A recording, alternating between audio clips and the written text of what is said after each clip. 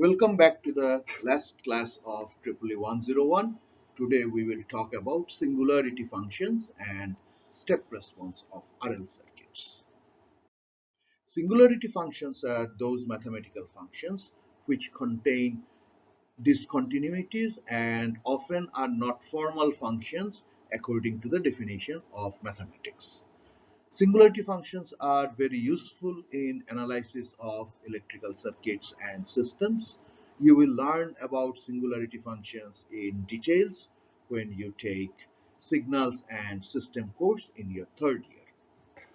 In this course, we will discuss only one type of singularity function, namely unit step function ut. The unit step function ut looks like this. For t less than 0, the value of the function is equal to 0, and for t greater than 0, the value of the function is equal to 1. Mathematically, we represent the unit step function by this relationship. We can say that at t equal to 0, the unit step function changes value abruptly from 0 to 1, and there is a discontinuity. This is one of the important features of singularity functions. If we take the mirror image of unit step function ut, what we get is u of minus t. That is, in this relationship, if we replace t by minus t, we get u of minus t. U of minus t is the mirror image of ut. Mathematically, it can be represented by this relationship. U of minus t is 1 when t is less than 0, and u of minus t is 0 when t is greater than 0. The u of minus t also has a discontinuity at t equal to 0, as the value changes instantaneously from 1 to 0. In this course, we will use singularity functions to represent switchings in compact manner. Instead of showing the switching actions by drawing physical switches, we can show switching actions mathematically. Let's see how. In this circuit, we have a voltage source Vs and a SPDT switch. We are interested in the voltage between node X and node Y. For t less than 0, the switch is connected at B, so the voltage between X and Y is 0. We have a short circuit. For t greater than 0, the switch is thrown at node C, and the voltage between X and Y is equal to Vs. So, the voltage between X and Y is 0 for t less than 0, and it is equal to Vs for t greater than 0. This can be written in a compact way by this manner.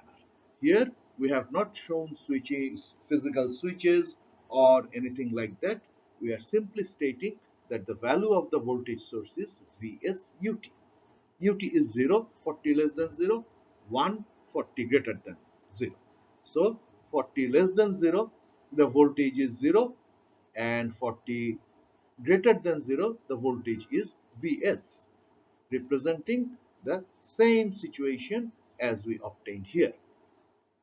If we reverse the direction of the switching of the SPDT, that is, if the switch is connected to the voltage source for t less than 0 and to the short circuit for t greater than 0, then the voltage between X and Y will be Vs for t less than 0 and 0 for t greater than 0.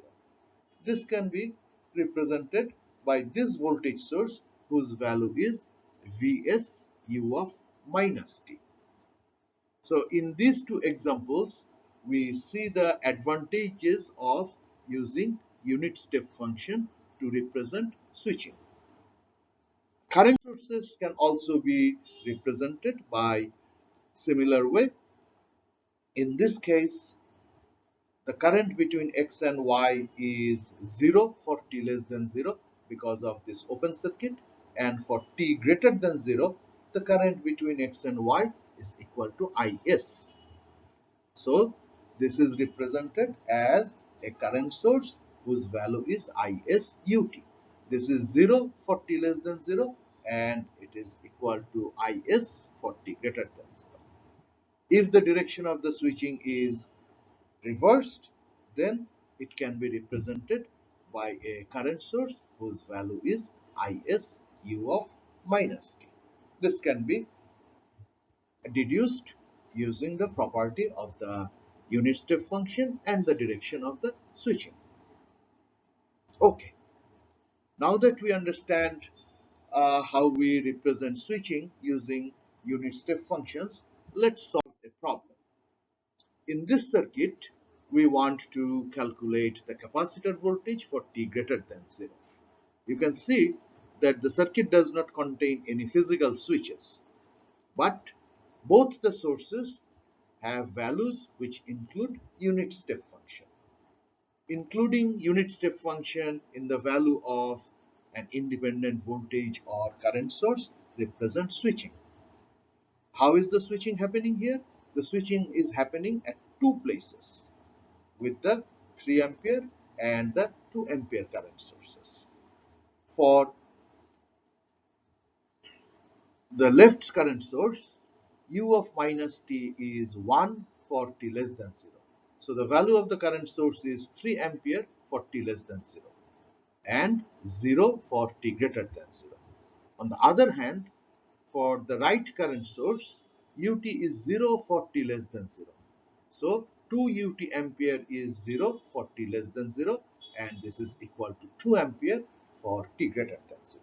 Once we understand the relationship between the current sources represented by unit step functions and these mathematical representations, we can easily draw the circuit for the conditions before or after the switching. To find V0, we have to look at the circuit for t less than 0. This is the circuit we have because for t less than 0, this current is 0, so this is open circuit. To determine V0, the capacitor has to be replaced by an open circuit. So this voltage is V0 under open circuit condition. Now we can see that this 8 ohms and 10 ohms are in series with open circuit, so these are ineffective. The current through 2 ohms is 3 ampere, hence the voltage across 2 ohms is 6 volts. If we apply KVL along this loop and consider that 8 ohms and 10 ohms are ineffective, we find out that V0 is equal to 6 volts. To find the final value Vs, we look at the circuit for t greater than 0. For t greater than 0, this is the circuit that we have because this 3u of minus t ampere current source has become 0 and the 2 ut ampere current source has become equal to 2 ampere. Again, the capacitor has to be replaced by an open circuit and the voltage across the open circuit is our Vs. Now these 2 ohms and 10 ohms are ineffective. The voltage across the 8 ohms is 16 volts and if we apply KVL in this loop, we find out that Vs is also equal to 16 volts. Finally, we need to determine R that comes from t greater than 0 and R is equal to RTh sin by C. This is the circuit for t greater than 0. To find R between these two nodes, we can apply case 1 and deactivate the 2 ampere current source by replacing it with an open circuit. So the three resistances are in series and R becomes equal to 20 ohms. Tau is equal to RC. C is 2 millifarad. If we multiply the two, we get tau is equal to 0.04 seconds or 40 milliseconds. Finally, the capacitor voltage is Vs plus V0 minus Vs e to the power minus t by tau, which gives us the capacitor voltage as 16 minus 10 e to the power minus 25 t volts. In this problem, we have seen how we represented switches by unit step functions. Okay, now we move on to step response of RL circuits. In step response of RL circuits, we will not go through details analysis, we will not do step-by-step analysis, rather we will compare the results with step response of RC circuits, and we will apply the mapping technique between capacitor voltage of RC circuits and inductor current of RL circuits that we have developed earlier for source-free circuits. Okay. In this circuit, for t less than 0, the switch is connected at node B. And we know from source tree analysis that DC condition exists before the switching. And this current source, ISUT, this will be equal to 0 because UT is 0 for t less than 0. So this is the circuit we get for t less than 0, where L will behave as a short circuit. So if L is a short circuit, this R is ineffective and IL is equal to I naught. This condition remains valid for all values t less than 0. So this is also valid for t equal to 0 minus. We also know that the inductor current is a continuous function of time. So the value at 0 minus is also equal to the value of the inductor current at 0 plus. So IL at 0 minus and at 0 plus is equal to I naught. This I naught value is called the initial value, and this condition is known as the initial condition. For t greater than 0, the switch has been thrown to node C. So this I naught source has been disconnected from the inductor. On the other hand, the value of this current source is now Is because UT is greater than 0. Okay, then this is the circuit we get. Again, if we wait long enough, when practically we wait for infinity, the circuit will reach DC conditions. This is what we saw for capacitor voltage in step response of RC circuits. Under DC condition, the inductor will again behave as a short circuit. This resistance R will become ineffective, and the final value of the inductor current becomes equal to Is. This is valid when time is greater than 5 tau, because at t equal to 5 tau, we know that the inductor current or the capacitor voltage reach their final value. Okay, from source free RL circuits, we have learned that in case of RL circuits, the time constant tau is equal to L by R. From step response of RC circuits, we have known that Vc is equal to final value plus initial value minus final value e to the power minus t by tau. Here final value is Vs and initial value is V naught. Using the mapping or the analogy between capacitor voltage and inductor current, we can write that inductor current is also given by a similar expression where final value is Is, the initial value is I naught, and tau is L by R. So this is our desired expression for the inductor current in the step response of RL circuits for t greater than 0, that is after the switching. We now want to see how this function looks graphically. It is expected that because the capacitor voltage and the inductor current are represented by the same mathematical function, they will also look similar graphically. And that is indeed the case. Here we observe two different situations for the inductor current. The left one shows the situation when the initial value is greater than the final value, and the right graph shows the situation when the initial value is less than the final value. When initial value is greater after the switching, the inductor current decreases with time. It decreases until the inductor current reaches the final value Is. Then inductor current does not decrease anymore. When initial value is less than the final value, after the switching, the inductor current increases with time. It increases until the inductor current becomes equal to the final value, and when that value is reached, inductor current does not change anymore. And in both cases, we can see that it takes 5 tau time to change the inductor current from initial value to final value. As in step response of RC circuits, we can divide each graph into 3 time zones: t less than 0, t between 0 and 5 tau, and t greater than 5 tau. These are also present here. And using physical arguments, we have concluded that for t less than 0, the inductor current is equal to the initial value, which is constant, and inductor behaves as a short circuit. Also, when t is greater than 5 tau, the inductor current is constant at its final value Is, and inductor behaves as a short circuit. There is a typographic error here. This should be L. Okay.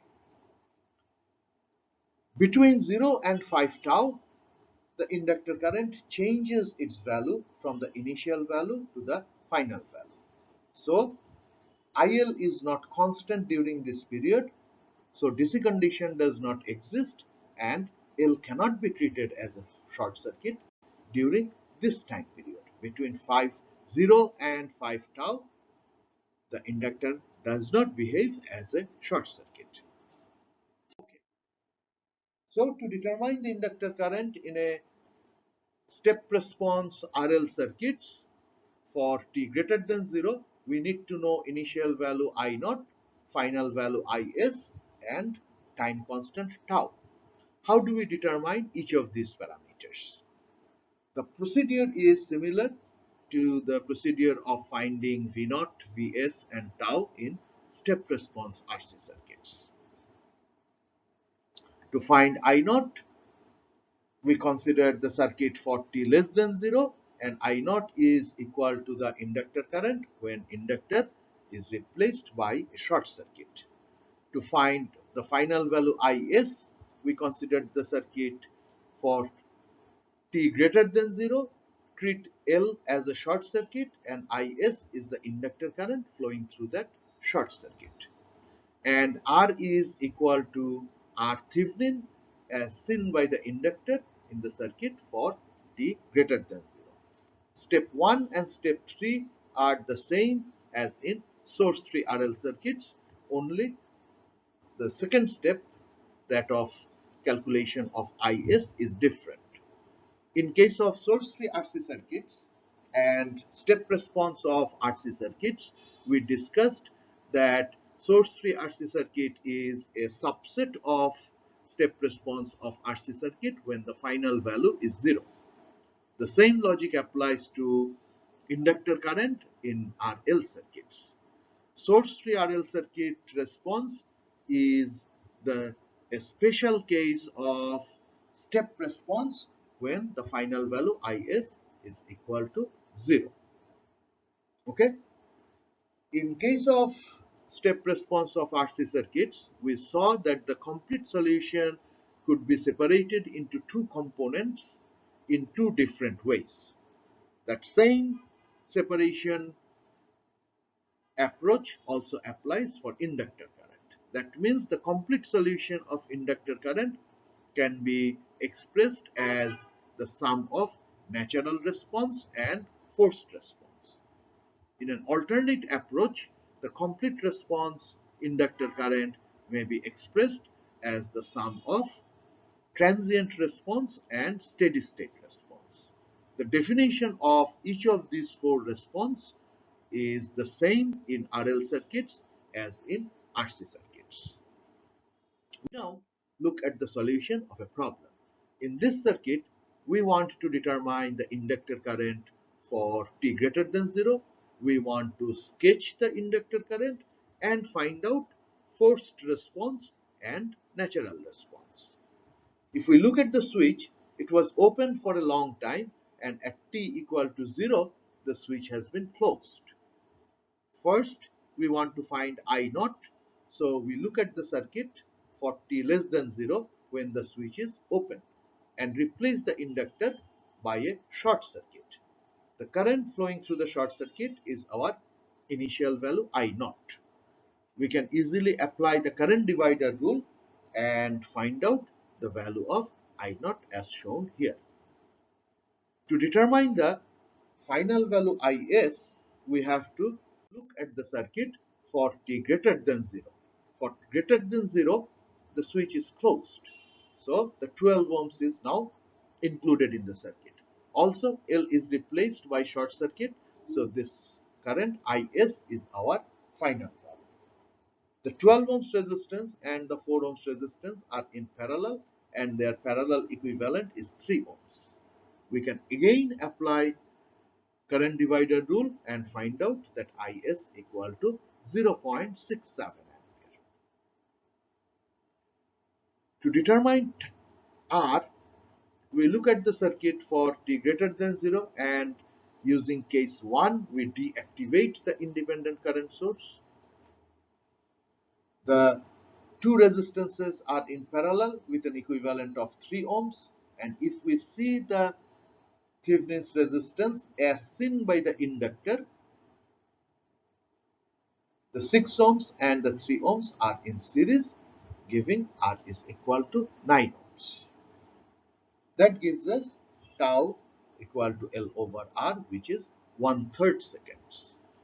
We know I naught, which is 0.8 ampere. We know Is, which is 0.67 ampere. And we know tau, which is 1/3 second. Using this, we can write the expression for the inductor current in this way. 0.67 is Is, 0.13 is I naught minus Is, and this 3 is 1 over tau. So this is our desired result. Next, we want to draw the inductor current graphically. Because the initial value is greater than the final value, after the switching, the inductor current will decrease. At t equal to 0, the inductor current is 0.8 ampere, which is equal to the initial value. After 5 tau time, the inductor current decreases from initial value of 0.8 ampere to final value of 0.67 ampere. Okay. Now we want to determine the natural response and forced response. The natural response is I naught e to the power minus t by tau ampere. I naught is 0.8 ampere. Tau is 1/3. So the natural response is 0.8 e to the power minus 3t amps. Remember that the natural response and the source-free response are the same. The forced response is Is times 1 minus e to the power minus t by tau, which gives us this expression. That's all for today, and this also concludes the lectures for EEE 101 course. Thank you all.